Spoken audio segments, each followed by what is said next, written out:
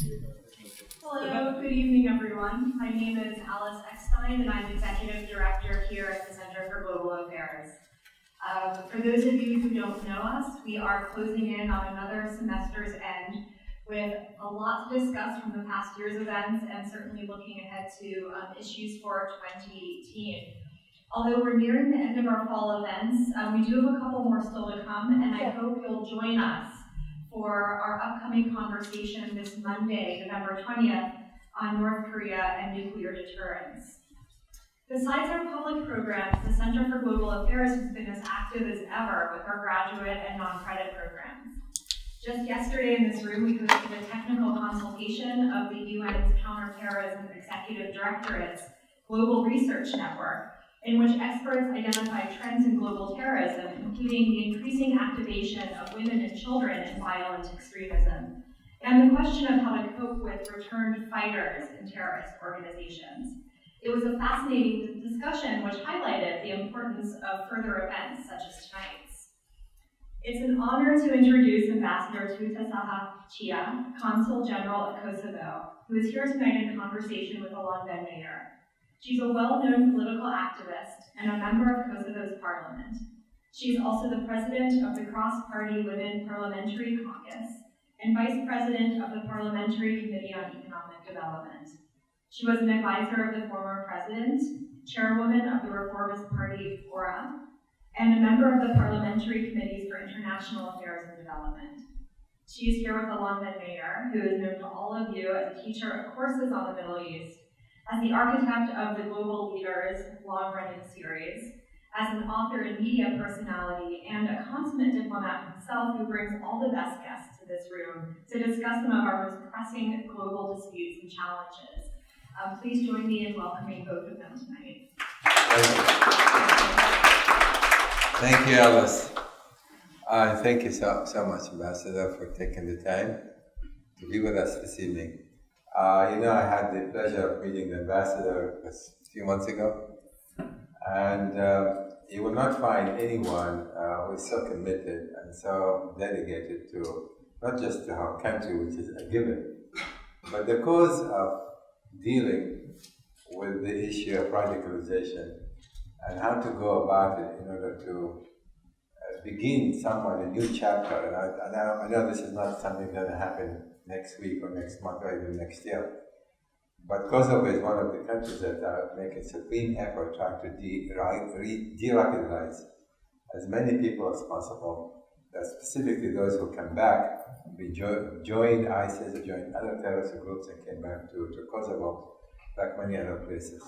So today we are going to try to discuss what's actually happening in Kosovo at this juncture. Now that ISIS has been by and large, we would say defeated, both in Iraq and as well in Syria. We also know, though, that ideologically, ISIS is still very much alive. And while in the last few years there has been fighting in Syria and Iraq, they also established scores and scores of cells throughout the Middle East and throughout the European community. So you find today ISIS cells just about in every country in the region, in the Middle East as well as in Europe. And I'm sure there are a couple of them also in Kosovo, but certainly they don't advertise themselves. So I wanted to know from you what it is, where does Kosovo stand at this point in dealing with this issue of radicals who joined ISIS and some of them came back? Professor, thank you for inviting me. I'm very glad that we are continuing our discussion that I enjoyed a lot during the time that you came to our consulate. And I'm very honored to be here together with you in the capacity of head of a mission of Kosovo in New York and being able to talk about my country. About radicalization and violent extremism, Kosovo is one of countries, as there was no country who was spared from that bad phenomena, as you also stated.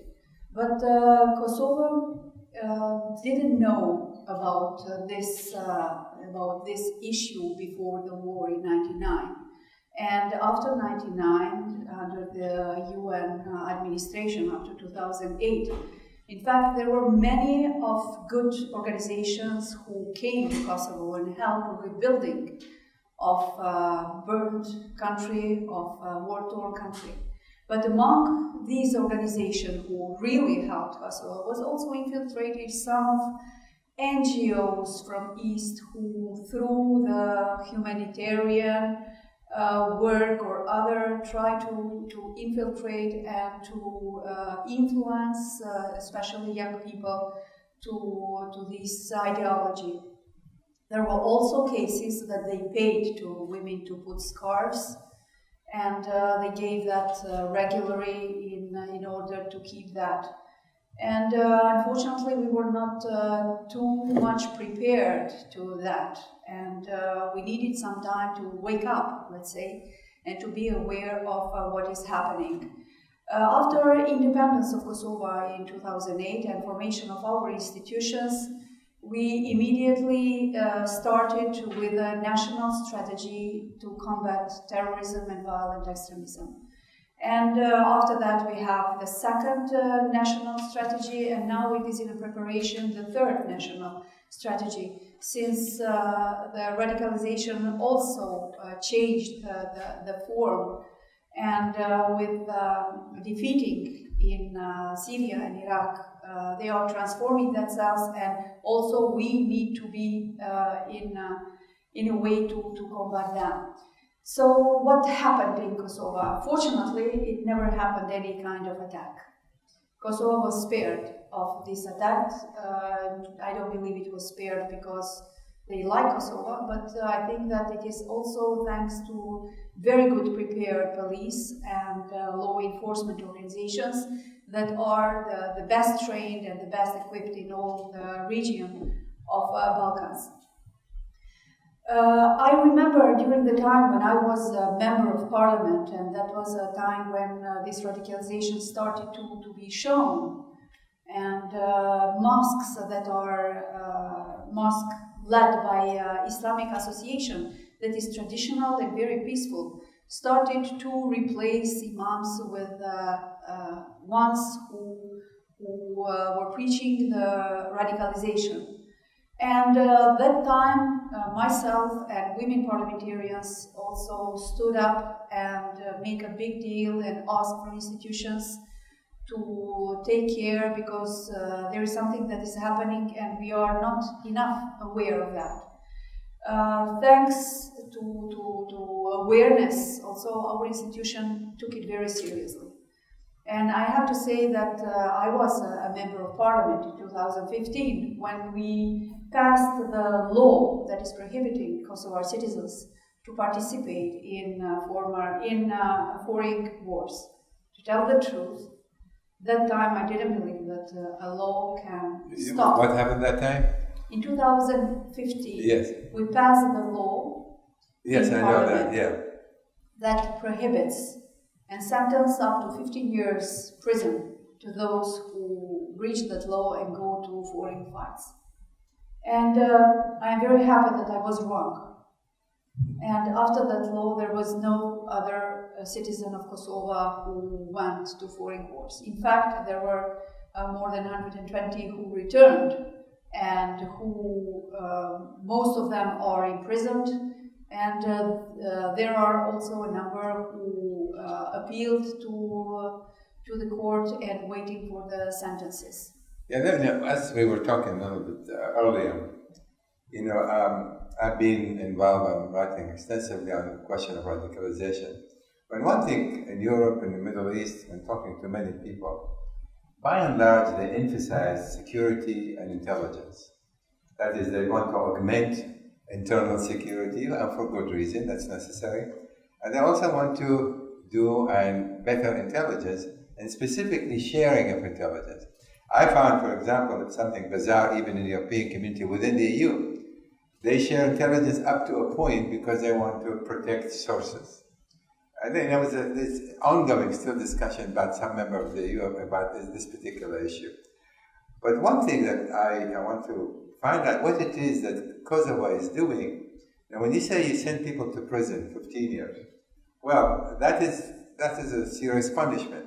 But if nothing happened in the prison, that is, if they are not receiving any kind of rehabilitation of sort, any kind of education, some profession, what you end up having is the prison become incubators for more and more radicals.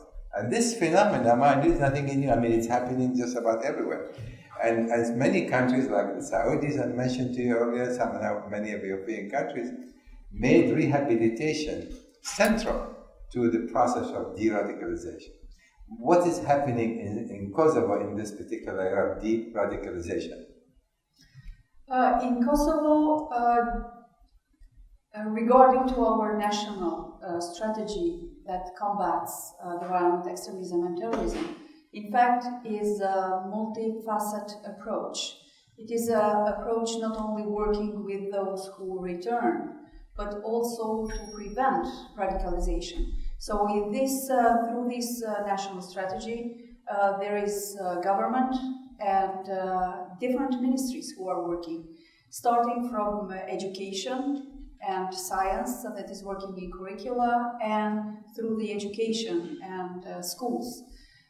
Then the Ministry of Work, of Labor and Welfare, who is working to create the jobs and the qualification to people that can continue with the work and not being in a position to look for different solutions. And the third is to work with the current situation with those who returned, first with the prison, but inside the prison also to try to work with them. It's interesting that we have also many NGOs who are dealing with this and who are shedding the light in how to approach to this phenomena.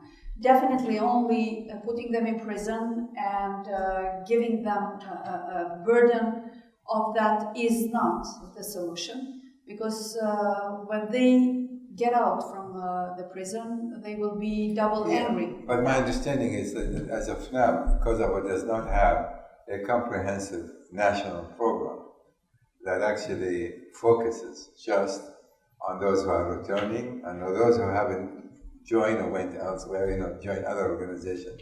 Is there such an effort by the government of Kosovo to establish a comprehensive plan, as they call it, the stage, a strategy, to deal with these who came back, on the one hand, prevent others from joining other terrorist organizations, other radicals? Is there such a plan of action and such a strategy right now being developed or has developed in Kosovo? Yes, now we are prepared, not preparing. It's over, it's in a phase of passing through the government and parliament, and this will be the third national strategy. This national strategy is not only that we have the National Coordinator Against Terrorism or Secretariat for National Coordination or Ministry of Justice, of Finance, who is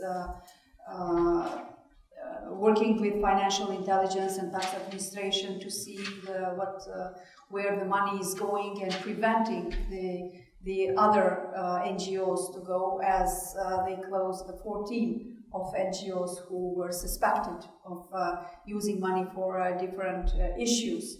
It's Kosovo security forces, prosecution and courts, but there are also, as I mentioned, Ministry of Education, Ministry of Culture, Youth and Sport, of local government administration that is through the local authorities is assisting in identifying the elements which may lead to terrorist activists, but also to help people to reestablish.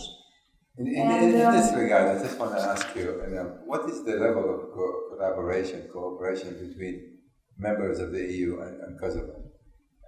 Because to my knowledge, they have not established any kind of systematic, unless you can tell me otherwise, systematic way by which there is ongoing collaboration between the two sides. Are you aware of any formal or informal collaboration between members of the EU and Kosovo? Definitely, yes. Can you elaborate on that? Yes, of course. In Kosovo, there is a biggest ever mission of law. It's called EULAX. And EULAX is also one of organization who is dealing, and EULAX is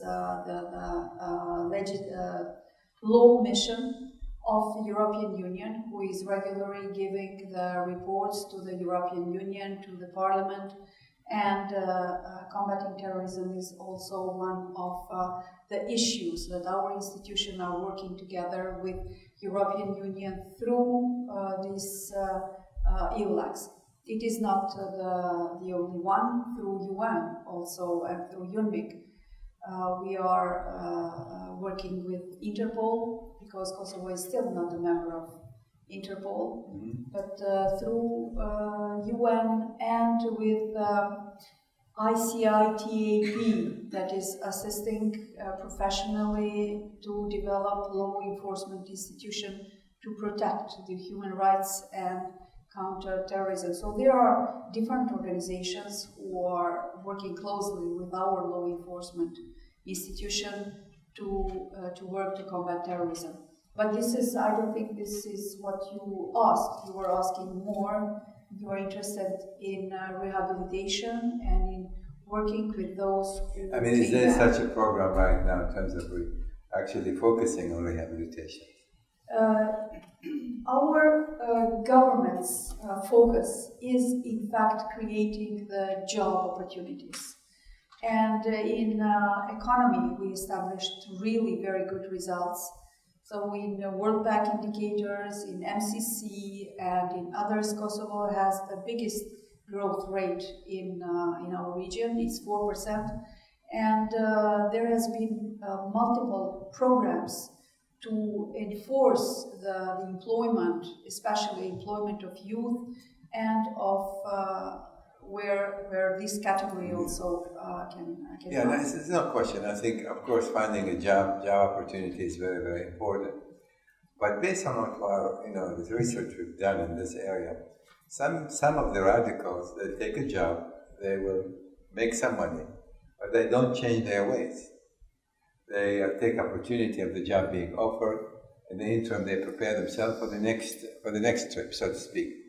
So many of them, just about every European community, as well as many countries in the Middle East, are allocating tremendous resources for those who are radicals or being radicalized, providing them with psychiatric support.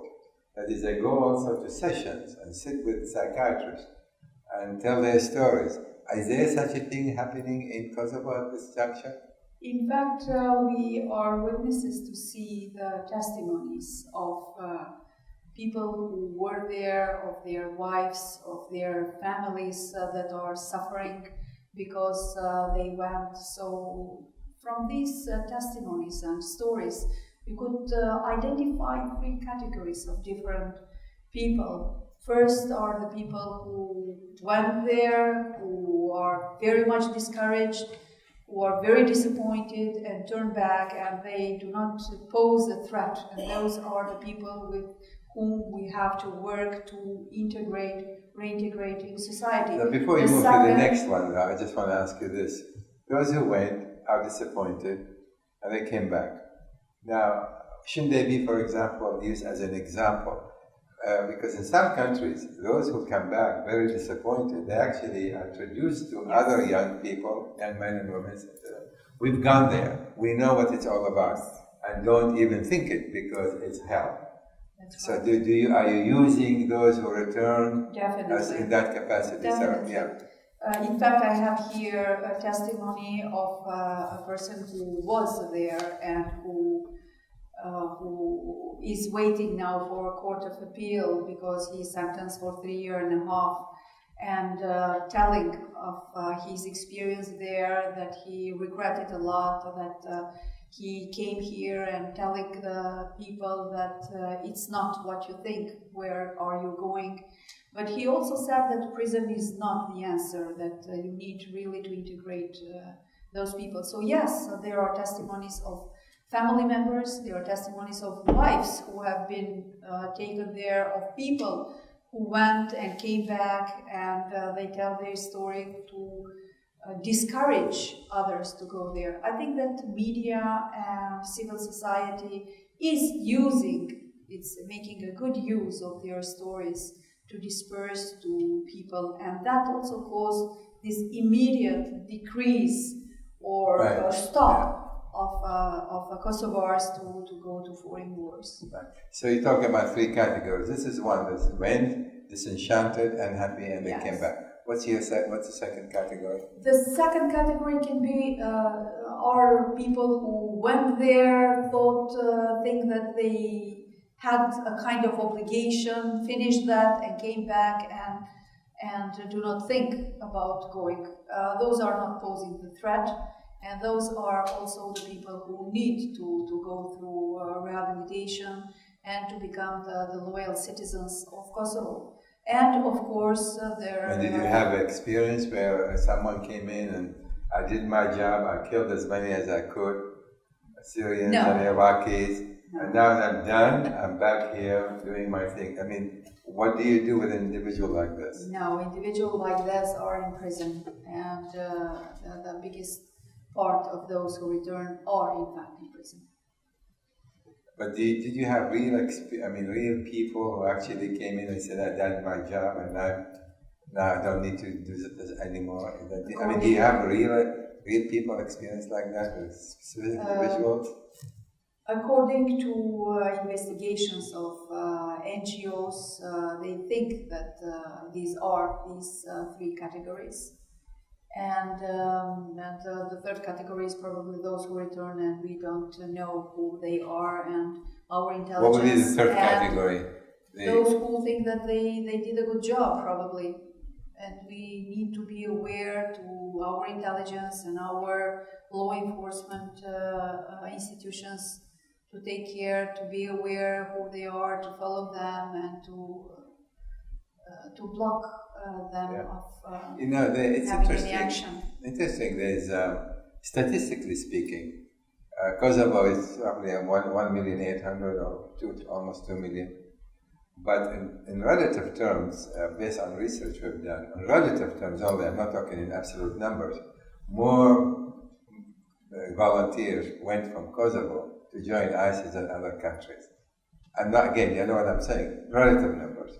That is, if 1,000 went from Kosovo, that will be a lot more than 5,000 went sent from Britain. So in relative terms, there were more. Do you have any idea of why, in relative terms only, more Kosovo volunteer to these type of organizations, like ISIS, Al-Qaeda, and others?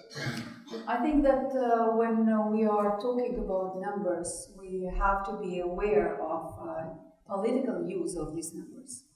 If me and you have a group and only I go, we can say that 50% went, but in fact it's one person.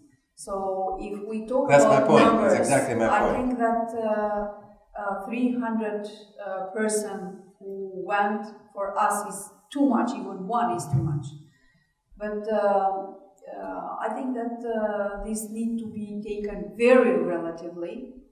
And if we are talking about per capita, then Kosovo per capita is a country with the biggest number of those who are imprisoned, biggest number of those who return. Kosovo is the country who is striving not to have any more this.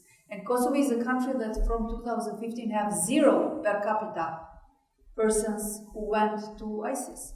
And if we take all this, then we can maybe have a spectrum of mathematics to be used, who need to cherry pick which one of them. But I think the good news is, and good message is, that this flow has stopped, and that Kosovo institutions are really working very hard together with media, together with traditional Islam Association, together with civil society, together with law enforcement organizations, not only in Kosovo but all over, to prevent that. And we must have in mind also that in violent extremism, it is not confined by the country's borders. And Kosovo gave also a very good example of preventing somewhere else to happen.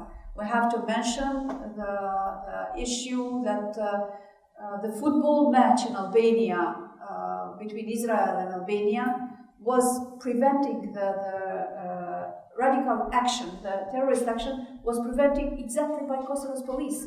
So Kosovo is giving additional value to the safety, security of the region, combating terrorism. So I think that if we are talking about radicalization, about de-radicalization, about combat of terrorism, then Kosovo is a success story. And you attribute that in the main to what? You attribute it to what? We are at the beginning I said that before 1999 that was totally unknown to us. And after 2008, Kosovo was not administered by its own institution, but it was administered by UN. And I have to say that UN was not too much interested to deal with this phenomena. It was interested to keep safe stability, but not in-depth stability and solving the problems when it began. But after 2008, when Kosovo declared independence and our institutions started to work, then immediately in 2009, we drafted the national strategy. Our institution was very much aware. Our journalists were very vocal. Our members of parliament were very vocal on this. And we saw the volume of this phenomena and started to combat it in every way that we could. And voila, zero persons. Well, that's a good news. Of course, not only for Kosovo. That's great. And let me just go back to the, since Kosovo became independent in 2008, right? Yes. 2008. It will be soon 10 years. And yes, and you have roughly 114 countries that recognize Kosovo, right? Am I right with the number? More than 110, yeah. And well, I gave you 4 more. So. Now, let's take some of the major countries that have not as yet recognized Kosovo. What is the problem? I just want the audience here to understand the concern, the issues. Now, they would, if 110 countries recognize Kosovo, what happened to the other 83 more that actually are members of the United Nations, members of the United Nations? Why is it? What do you attribute that to? Thank you very much for this opening this issue. I like to talk about this. Kosovo is not recognized by some countries, and the reasons are different. Name for the audience. Russia, China, India, Indonesia. Okay. And there are different categories of countries who didn't recognize Kosovo. First is the category of countries who have their internal problems, as Spain, for example, or Cyprus. And recognition of Kosovo, they imagine that it will damage their own problem inside their country. The second category is the countries who have who are a rival with the United States, and that think that Kosovo is sponsored by the United States, and if they want to recognize Kosovo, then they need to exchange favors with United States, with some territories that are in different places, for example, Russia. What other countries? And yes, there are other countries who had a link with Yugoslavia and with Tito, and who think that the independence of Kosovo is a result of secession. That's not true. Mm-hmm. So the first category, as Spain or Cyprus, Kosovo is not an umbrella that will protect any country from their internal problems. So not recognizing in Kosovo, in fact, they enforced their own problems to the next level. Instead of recognizing and saying, yes, Kosovo's independence is sui generis, it has nothing to do with my country, and going on, they in fact inflated that and gave also the possibility for their problems to increase. The other category, I know from Russian, for example, they said that for Kosovo, we will talk to your sponsor and not to you. So there are different things that they want to trade or to achieve something from that recognition. And the third category that I discovered during my year and a half here are the countries who do not know how Kosovo became an independent state. I have to tell to all of them that Kosovo is only one of 7 states who emerged after the dissolution of Yugoslavia, yes. and not the secession. Kosovo was the integral part of the federation of Republic of Yugoslavia. Right. It was not only territory drawn inside the Serbia. In 1986-87, Kosovo, after death of Tito, Kosovo is one of constitutive part of federation. In fact, nominated, gave the president of Yugoslavia. And if it was only the drawn territory inside Serbia, how could we do that? And another argument, legal argument, is that in 2010, in request of Serbia, ICJ, International Court of Justice, that is a part of UN, gave the advisory decision that Kosovo's independence is not against international law. So this is one more legal reason. Another reason, another aspect is humanitarian aspect that put Kosovo in sui generis situation, not comparable to Crimea, to Catalonia, to whatever, is that in Kosovo there was a genocide. It was the expulsion of more than half of population. Myself and my colleagues were also refugees during that time, expelled from our houses. The war ended with 13,950 murdered, yes, killed, 20,000 sexually abused. Yeah. It was the burned land. It was the war-torn country. And this situation made totally different issues with other situations that countries might have. So yes, there are 3 different categories of states that still didn't recognize. So what way do you see the effort ought to be made in order to change the dynamics of recognition of Kosovo by other major powers? And of course, Russia has a veto power, and it can exercise the veto power in the Security Council, so you cannot get recognition as long as China or Russia veto such resolution. That's what happened. Yeah. How do we change the dynamics? What do we do in order to move this forward and make sure that actually Kosovo become a member of the United Nations? Yes. To become the member of United Nations or other organizations or being recognized by other countries, I think that most of them expect from Kosovo to finish the dialogue with Serbia. In fact, dialogue with Serbia is not a dialogue for status of Kosovo. Status of Kosovo is that from 2008 independent and will not change. But the good thing is that both countries have European perspective, and that we have the clear sign that none of country will be accepted to European Union unless they do not solve their internal problems and they do not recognize each other. And that also was very vocal from major European countries, is membership of Kosovo in UN. But my understanding is the conversation or dialogue with Serbia, and it's not happening on a regular basis, is that Serbia still have these demands and requirements. I mean, Serbia is the main obstacle as far as Kosovo is concerned.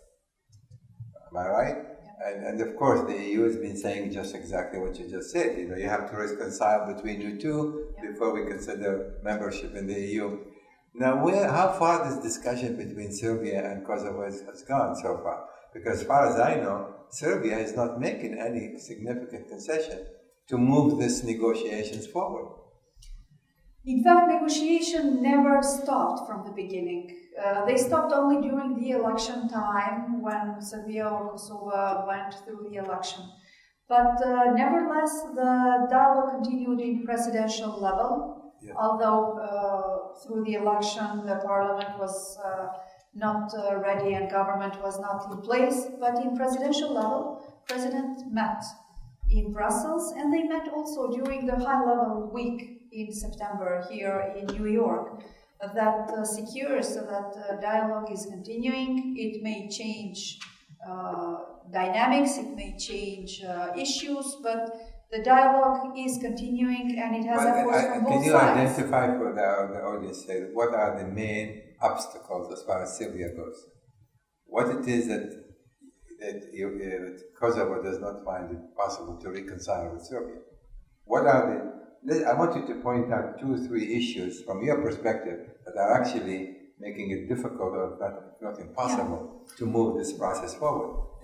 During the time from war up to now, Serbia in fact made more difficult to themselves their recognition, as putting Kosovo as a part of Serbia in their constitution, not making efforts to soothe the situation, but in fact through populism and through the harsh words made for their population even more difficult to think about reconciliation.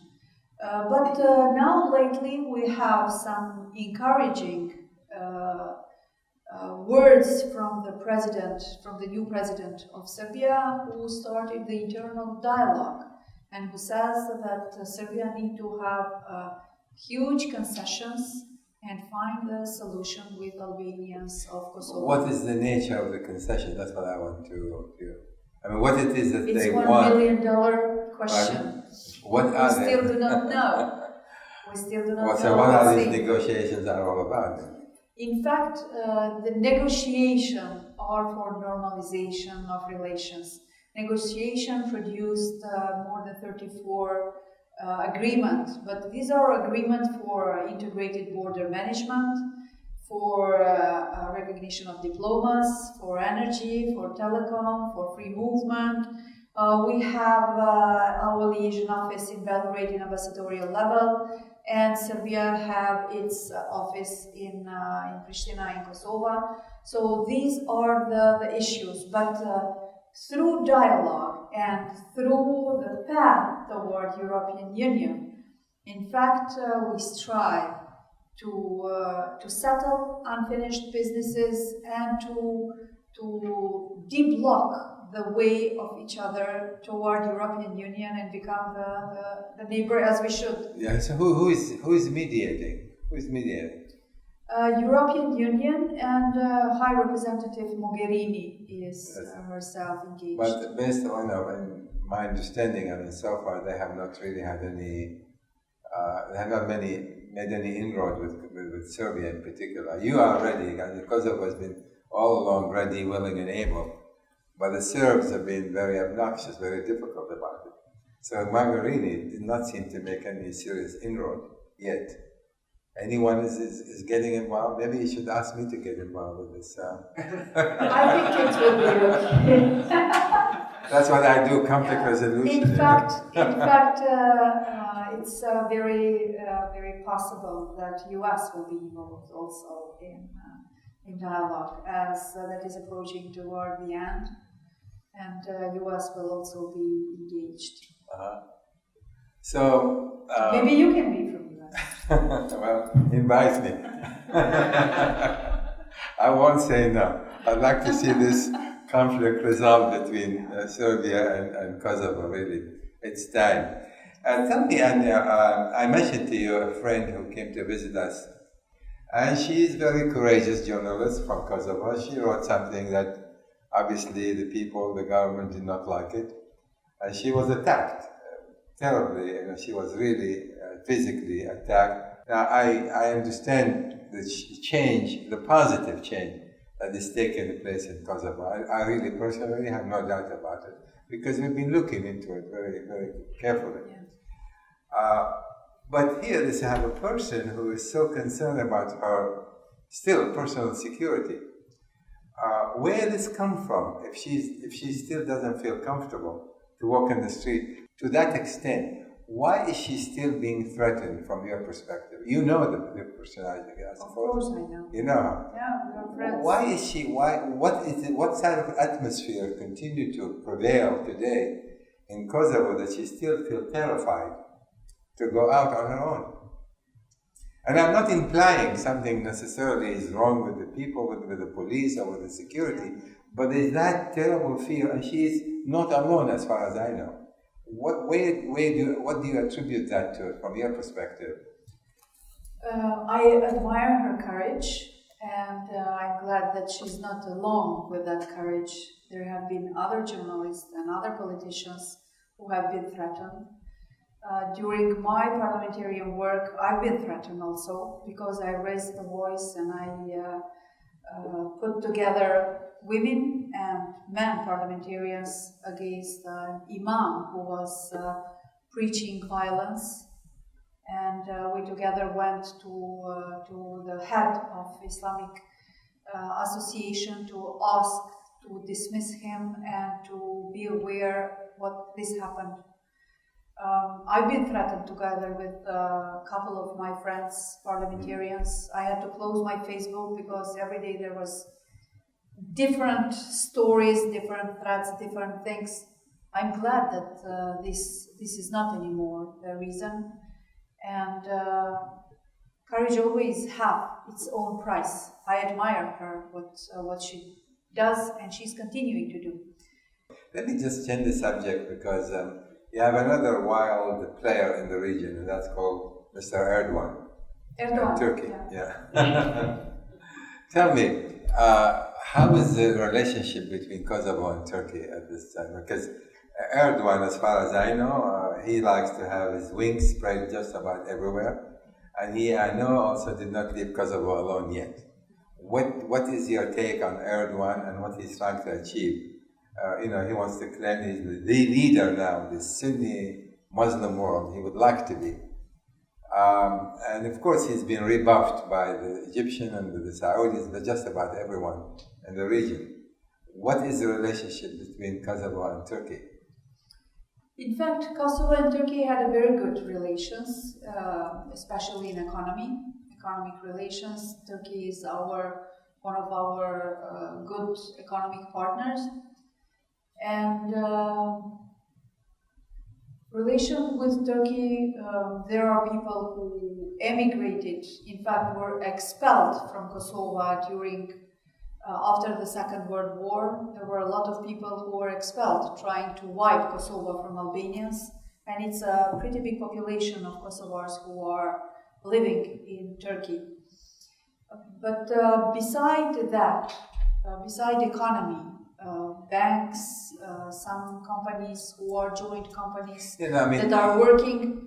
Kosovo is independent and it has independent decisions.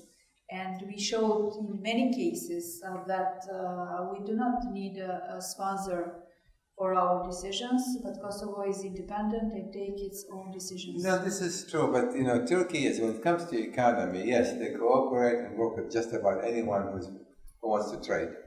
Because Erdogan is very much focused on economic development. That's really his strength that he has still today. Otherwise, he has become a pariah just about everywhere in the region.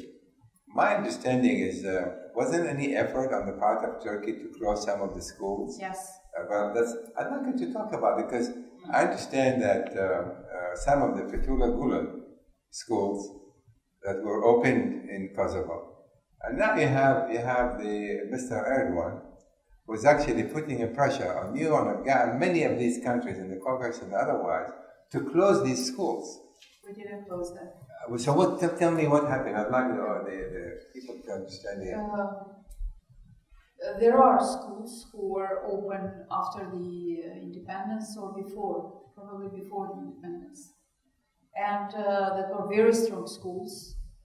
And a lot of children wanted to go there because the competition was very high, the quality of education was very high. And those schools still operate. And when I told that we are independent states that take decision, I was meaning this. that schools are open and closed in Kosovo due to our legislation, if they comply with the legislation, not because someone from different countries asked to do so, or if any journalists talk bad about whoever politician from different countries. We are not those who will imprison those journalists because somebody out of Kosovo want to. We are independent and we take our decisions independently. I know that, I'm sure, but the thing is, my understanding also that Turkey also trying to make trade-off. If you do this, you close the school or do that, then we will make this kind of concession when it comes to trade, to assistance. That's what I hear what Turks are doing. I mean, have you been basically telling them mind your business? And how is it working? I mean, knowing Erdogan and how Erdogan behaves, it doesn't take easy now for an answer. Schools are open, they are functioning, not easier as earlier, but they are working. Banks are working, factories, companies are normally working. How about the press? My also understanding that was a lot of pressure on the press not to criticize Erdogan, not to do this. I mean, I know that's taken place. How many of your press corps is listening or abiding by or are careful not to attack, not to criticize Turkey? Is it happening in Kosovo? You mentioned our mutual friend, but she didn't write against that. She hates Turkey for many sure. of journalists are very independent. We like it or not. No, I like it. But whoever like or not, they are very independent, very strong, and they do not care, not for our government and not for other governments. And I think that's good. I think it is good. Absolutely, absolutely. Now you've been in the state, you said, about a year and a half, yes. Right? So tell me about, not your personal aspiration, you want to be the formal ambassador of Kosovo, am I right? It's not about Teuta. No, it's not Teuta. I'm talking about elevating Kosovo. Republic of Kosovo. Yeah, Republic of Kosovo Definitely. to become a state. Definitely. Now, what are the work? It is a state, just to become a member of UN. It is a state, yes. What it is, and I'd like to know really, I'm not being a critical in the least, what are the efforts are you personally making here in the United States? And I'm sure you are, to try to, for example, in connection that we have a new administration, it's called Trump administration. Am I right? In fact, tell me, no, seriously, how is Mr. Trump is dealing with the issue? How is it? Has there been any kind of connection, any kind of dialogue with this administration?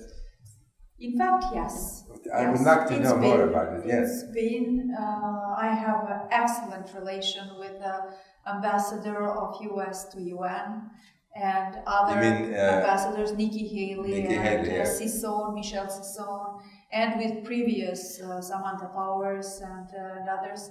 And regarding Kosovo, it is not important which party is leading the United States. In fact, the bombing started when Bill Clinton was president, but independence was done when Bush was president. And it's interesting probably for you to know that we have the statue of Bill Clinton in the middle of Pristina, and the road where there is the street is called Bush Boulevard. I'm sure if Trump went to Pristina and saw Bill Clinton's status, he will demand remove it and put me there instead. Or maybe that's you want sure. your statue there. I cannot imagine that Trump is there but look at Clinton's status and say nothing about it. I think Kosovo is grateful to the United States, and it is not the gratefulness that started in 1999. It is going 100 years more, 105 years ago, when Woodrow Wilson was that time in a conference of London and in Berlin, where they were deciding about the territories after the dissolution of Ottoman Empire. And unfortunately, at that time, the forces, Russia and Bulgaria's kingdom and others were too strong, and territories of Albanians were divided 100 years ago in 5 states. And Woodrow Wilson was the one who said, stop, enough, we will not allow any more division of the territory of Albanians. And then the territory of Albania state became. Unfortunately, Kosovo was at that time given to Serbia. The part of Macedonia with majority of Albanians was given to Kingdom of Bulgaria. Another part of Yanina was given to Greece, and the part of Ulcin Plava-Kosia was given to Kingdom of Montenegro. And our respect, our love for United States, our gratefulness for United States is not only from 70 years ago, it goes beyond. And if you go, I would like you to go and visit Kosovo. You will see in every house, you will find at least one flag of United States. Oh, that's very nice. Whatever is your internal politics is yours. But For us, United States is a special country, special treatment. I know you're not going to say anything, and you shouldn't, or you don't need to. Anyway, my feeling toward Trump is my own problem. But no, really, the question I wanted to ask you is that: do you feel this administration, that's very on a serious note, is more supportive, less supportive, say, than the Obama administration or the Bush administration? Do you feel that this or just the same? It is interesting that whenever we need something, since we are not a member of UN and we have big difficulties to enter even to the building or push something or to understand something, it's enough just to call Ambassador Haley or Michel Sisson, who are very busy with different kinds of work that they have, and they respond immediately. They respond immediately with a high interest, with willingness to help a little Kosovo somewhere very far away with all the means that they have. And I'm very grateful.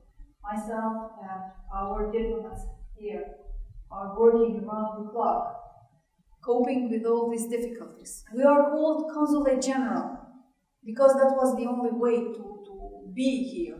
But in fact, our work is very little of consular work. Yes. Our work and our mission is like mission to United Nations. Myself, I'm meeting regularly ambassadors of different countries. Our diplomats have divided their own parts of the world and committees and bodies of United Nations, and they are working round the clock, meeting their own counterparts, reporting, passing message, taking messages. So it will be only the change of our status, but our work will continue easier. One of the problems is that you don't read much about Kosovo because of that. It's good because there's no war. Because there's not too many problems. No, seriously. And there were attacks and killings and violence, then you will read about it. And there's not much. So the people, by and large, Americans, if you ask people on the street, what do you know about Kosovo? Probably the majority will say, I don't know much about Kosovo.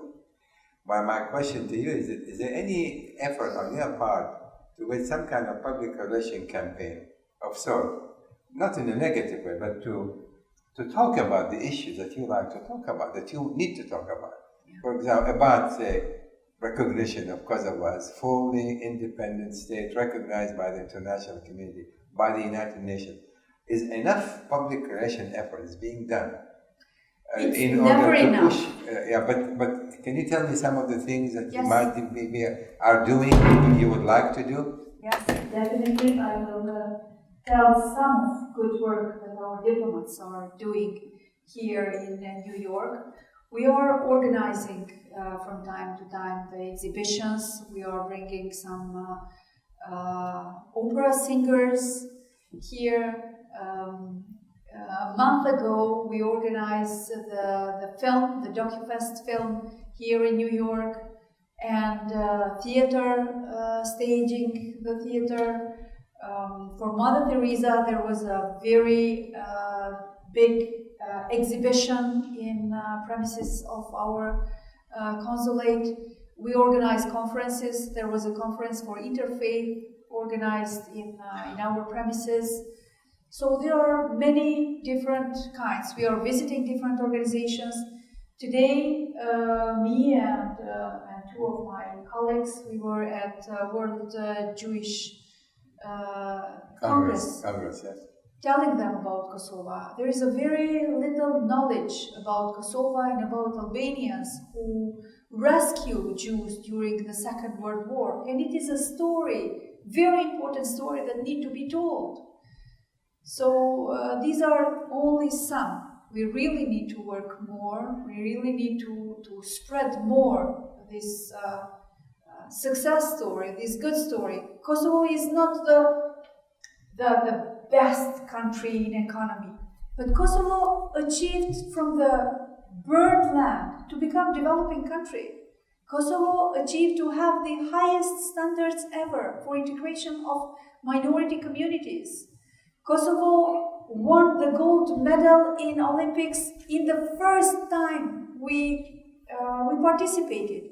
Kosovo produced some of the best singers. Rita Ora, who in fact shared my surname, but it was difficult to pronounce, so she shorted up from watchmaker to watch, from Sahatqija to Ora. And others, Bebe Regia, Era Estrevi, Dua Lipa, they are all Kosovars who are telling that Kosovo is not an Islamic extremist country, but it's a normal country where people are striving to find their places under the sky. And many other them. Two girls, why every time girls? Two girls climbed to Everest, Uta Ibrahimi and Arineta Shala. So, and many other. How could I forget? My Linda Kelmende, our golden judoka, that made Japanese envy her, who took the gold medal in Rio, and now she's killing wherever she goes, she brings back gold. So there are so many good news that really need to be told. That's my point. I mean, this is what I bet you anything. How many of you knew about these things before? No, seriously. Raise your hand if you knew about it. You see what I mean? Very small minority. You knew about it all. I knew about it. And that is the point, I think more effort. Invite us more often. I will. You won't get rid of me so quickly, don't worry. No, that's great. I really think, because I feel for the country. I mean, I'm trying to give you a little hard time, but that's, but you know where my heart is. I was a politician, so. I'm not a politician, though. No, but you know where my heart is. I really feel it's about overdue that Kosovo become a country recognized by the rest of the world, and it's about time. And every effort needs to be made. And I know you're doing a great job. I'm not just complimenting you, because I follow because that's my business, is to follow what's going on around there, especially when it comes to that particular area. But I'm going to, stop here and take some questions from the audience. I'm sure you have a lot of questions to ask. And I would like to entertain as many questions as I can. So please limit yourself to a question, right? And the ambassador will try to respond to you. Please go ahead. Yeah, my name is Charlie Lieblich. I run into Kosovars almost every day in New York, and I know there are tens, if not hundreds of thousands in New York. Do you have accurate data as to how many Kosovars there are in New York City? In fact, Albanians from Albania, from Kosovo, from Montenegro, from Macedonia, they all treat themselves here in the United States, in New York, as Albanians. So I do not have divided data. But I know that in New York there's 50,000, and in America there are 300,000 of Albanians who are living. And wherever you go, you will see the gratitude from Americans that say that Albanians and Kosovars are not the people who go for welfare. They try to work, to give to country, and to be the valuable citizens. And I'm very proud of them. Okay, thank you. Yes. First, as an NYU alum, thank you for putting this together so now It's my pleasure. my school. Kosovo is, Mr. Sahatqija is in Balkans, and everybody knows Kosovo because there was war going on, people getting killed, seeing on CNN. The less known fact is Kosovo has religious tolerance. And Muslims and Orthodox and Jews, Albanians and Catholics have lived there without any conflict for hundreds of years. Pope Francis' first visit, once he was elected Pope, visited Albania and recognized this. If there is one thing that Kosovo can export, is this religious tolerance. So, in your opinion, what would you advise parents, educators, or policymakers to reproduce this? Because I don't believe Albanians are special. I think that this religious tolerance can be reproduced in other places. What would you advise? Thanks a lot, Jasmine. I will use this question also to tell to other people here that in Kosovo, for example in Jakova where I live, the cemetery is not divided in Catholic, in Christian and in Muslim. People are buried as they live together. In Ferizaj, there is in the same compound, in the same ground, is an Orthodox church and Muslim mosque.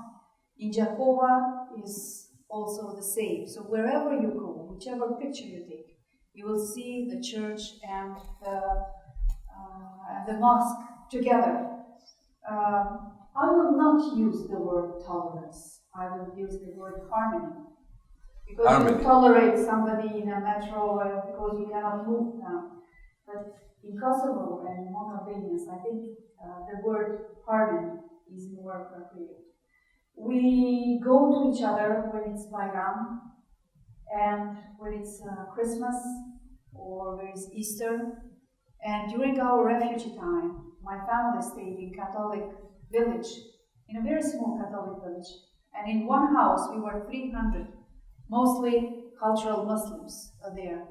And when we fled from that village through the mountains to Albania, it was Easter time. They gave us eggs, and those eggs were our food through the mountain to rescue. I think that this harmony is something that really needs to be cherished. We need to be published more, really need to be shown that, yes, of course, it is possible. It is existing there. And another thing also, not only Christian and Muslims, the Jewish population there, majority Muslim. When you go and say, I'm Jew, oh, great, come, you are our friends. There was some of rabbis who went to Kosovo in interfaith conference. And they came back to US with the best memories, and they are also spreading this good word among themselves. And I read today also that Jewish community was together with the ambassador in Belgrade of Israel. 2 days ago was in Pristina, and they pledged to invest 100 million. Kosovo, and I'm very sure it was because of many people all around the world spread this word of harmony, spread this word of tolerance, spread this word of people who can live together and they can work together also. That's right. Yes, please. What's the status of a Serbian minority? Just repeat the question, if you don't mind, no louder. What's the status of a Serbian minority in Kosovo? Thanks a lot for that question. 90% of population in Kosovo are Albanian, but we have 3 official languages. Albanian and Serbian language is the official language everywhere. Turkish language and Bosniak language are the languages in official use, that everybody, parliamentarians speak in their languages, but documents and others are official in the municipality where they have at least 3% of population. Serb population in Kosovo, I will tell a little bit about parliament and government. Our parliament is unicameral parliament. It has 120 seats. 20 seats are reserved for minority communities. It's almost double of their real representation in society. 10 seats are reserved for Serb minority, and 10 other seats are divided between Turks, Bosniaks, Roma, Ashkali, Gorani minorities. So, while for Albanian parties, you need to have at least 5% of threshold to become the member of parliament, for minority communities, there is no threshold. I remember two previous mandates. There have been a Serb with 31 votes who became the member of parliament, and at the same time, Albanians with 10,000 votes were out of parliament. But I think these positive measures, this positive discrimination code, but I don't like the word discrimination. They are affirmative measures, have been used to create the proper environment when minorities will feel safe, will feel strong, and will feel the valuable members of society. In our parliament, there is a special committee that I don't know if it exists elsewhere. It's a committee of communities, comprised 80% from different minority communities. And that parliamentary committee, together with budget and with legislation, who control whether the law has enough money to be implemented and whether it's in accordance with the constitution, this committee have a right of veto to block every law or decision that is in any kind harming the interests of communities. So there are many other measures that in each and every committee, at least one of president and two vice presidents need to be from minorities. In municipality level is the same formula. In police, in our institution, there is quota that need to be filled with minority communities, and so to be integrated in the community. There is official television, RTK3. It's in Serb language, and it is in center of Pristina. I gave many interviews in that television. They live with us, they work with us, they vote with us. In previous election in June, parliamentary election, and in October in local election, Serb participated in biggest ever number. Turnout was the highest that they had in accordance to Kosovo legislation. So it's not perfect, we have a lot of things to do, but we also have some good numbers, some good news to share with friends. I hope I gave you the... Yeah, the lady there, please. Just a question. Just once again, wait for the mic, please. Is Serbo-Croatian taught as part of the curriculum in schools? Serbia is, Serbia is yes. It's official news everywhere. Yes, this gentleman here, please. What is the business climate like for foreign investment in Kosovo? Thank you, Ed.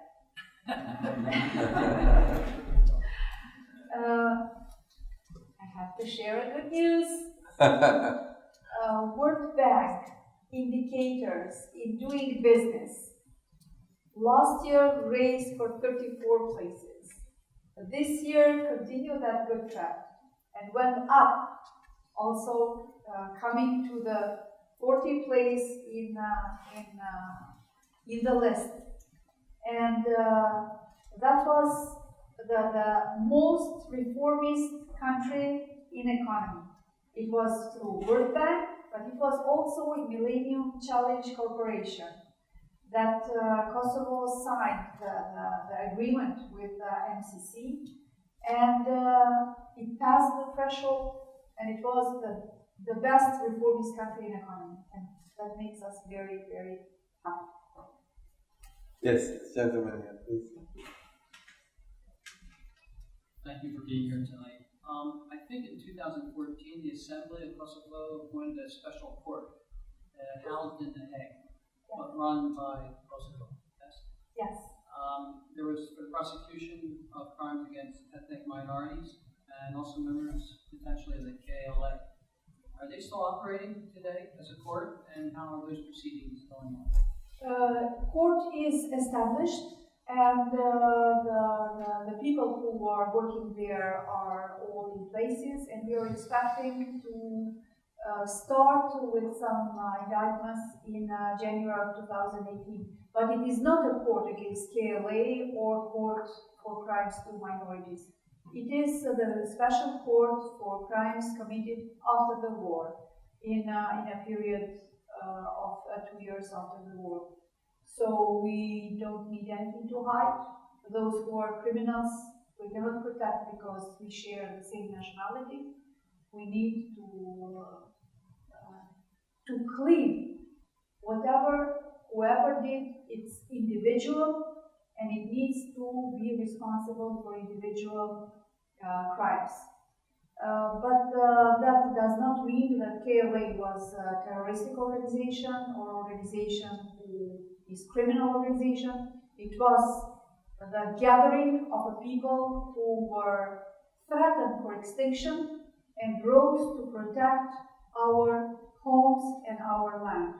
KLA never went to Serbia for fight. They were fighting to protect citizens of Kosovo from invasion from Serb paramilitary and military forces of Milosevic. Yes, gentlemen, please. Your Excellency, thank you for being here tonight. My name is Bojan Dobrev. Speak louder. My name is Bojan Dobrev. I'm a graduate here from the program. I'm originally from Bulgaria. And I wanted to ask you, have you looked into the root causes of radicalization? Kosovo being a majority Muslim country, has different dynamics than Bulgaria. We have about 10% Muslim population there. And we have different dynamics when it comes to within the Muslim population, ethnic Turkish, ethnic Bulgarian, ethnic Roma population. And then we have the traditional Islam, and then we have the newly educated imams. There are different dynamics. What are the root causes? What do you think are the root causes of radicalization in Kosovo? I think that Kosovo is not diverse from other countries. Whether it is Britain or Belgium or France or Bulgaria or Kosovo, I think that those people who were radicalized were in fact the people who felt left alone, left behind. Whether in European countries they didn't manage to be integrated in the society, or in Kosovo there were mostly people came from the low financial families, standing low without the job and others. So I think that knowing the cause is in fact also the finding the cure, not to work. I think that all countries, including Kosovo, didn't take care too much about, especially youth, unemployed youth, or didn't take care too much about education and talking more about these things. And we are paying the price. Whichever country is paying the price. And as we spoke also, this will not be the sprint, it will be the marathon that will need all communities, all countries to be integrated in a combating and preventing the extremism. A quick suggestion when it comes to PR. Our program, we organize global field intensive courses, and we go field intensive classes. Okay. And we go to different countries. We have different concentrations, be it peace building, be it development, and then we go on the ground and we actually study how things are done. Come to so Kosovo. Absolutely, that is a great It's going to be a great PR You're very welcome. for understanding. We organize every year Interfaith Conference where more than 200 scholars, NGOs, media come and discuss about different issues of religion, about harmony, about managing to work together, treating different issues, and I would also use this platform also to, not only to tell you about this, but also to see how can you come and visit Kosovo, maybe establish exchange of students, or when I was in Parliament, there were a lot of graduate students who were coming, spending some time in Parliament, in government, in NGOs, not only finishing their own homework, their own work, but also seeing by their eyes the reality around. That's a great one. Thank you so much for taking the time. I think everyone enjoyed it. You can see a lot of questions. But if you want to impart with one more message, please feel free. Anything else you'd like to impart with to tell our group here? I would invite you to come to visit our consulate. We will be very happy to share some more information and to talk to you about some issues that I hadn't possibility now. Thank you so much. Thank you so much.